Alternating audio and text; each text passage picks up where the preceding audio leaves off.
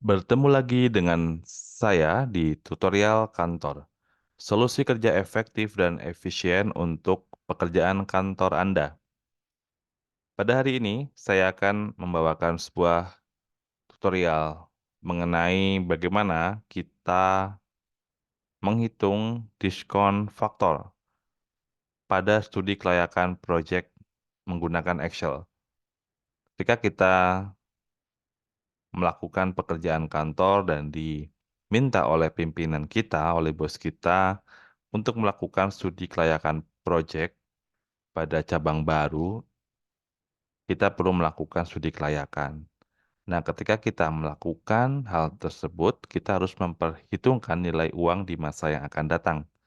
Contohnya, kita akan membuat proyek selama 10 tahun ke depan. Bagaimana kelayakannya? Kita harus menghitung nilai mata uang 10 tahun ke depan, 5 tahun ke depan.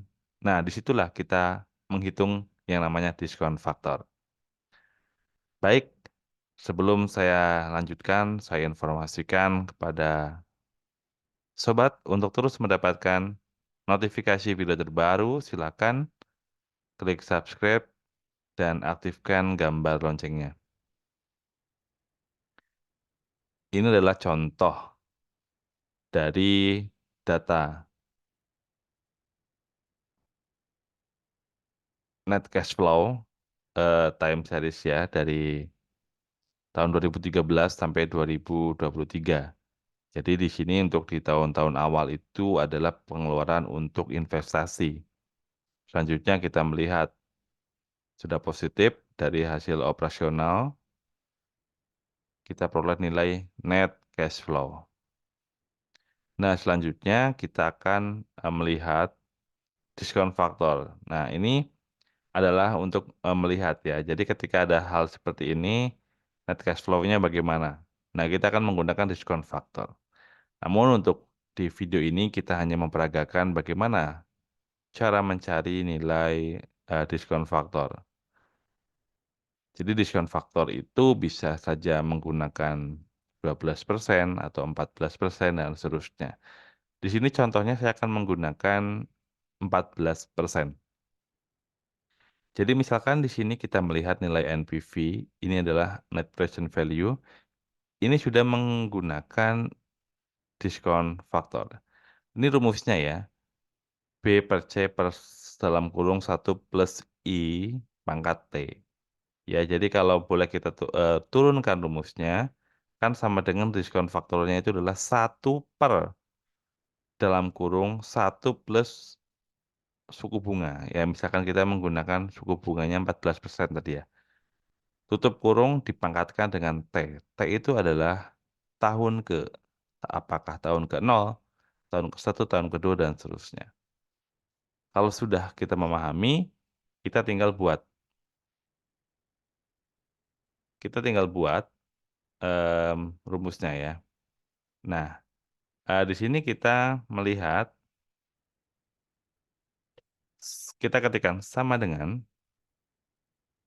1 dibagi buka kurung, kita pakai buka kurung kembali, 1 plus, kita menggunakan 14%, kita boleh tuliskan 14% atau 0,14, itu hasilnya akan sama, tutup kurung, kemudian kita pangkatkan. Ya. Pangkatkannya adalah nilai T. T itu adalah sini ya, tahun ke-0. Kemudian terakhir jangan lupa tutup kurung.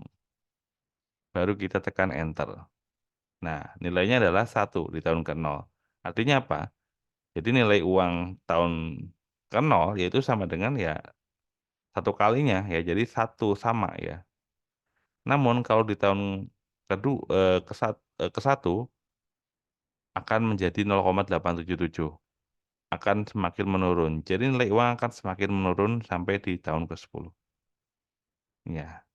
Jadi kalau kita menggunakan suku bunga 14%. Kalau kita menggunakan 10% atau 12% ya. Kalau kita menggunakan 12%, tinggal kita rubah saja di sini. Menjadi 0,12. Tekan enter. Tinggal kita tarik formulanya, langsung ikut merubah. Atau kalau kita menggunakan 10%, boleh 0,10, tekan enter, tinggal kita copy paste rumus. Oke, clear. Jadi mudah ya, ketika kita akan menghitung nilai diskon faktor. Baik, demikian video dari tutorial kantor. Semoga bermanfaat. Terus dukung channel ini dengan cara like, subscribe, dan share. Sampai jumpa di video tutorial selanjutnya untuk mempermudah pekerjaan kantor Anda. Terima kasih, sampai jumpa kembali.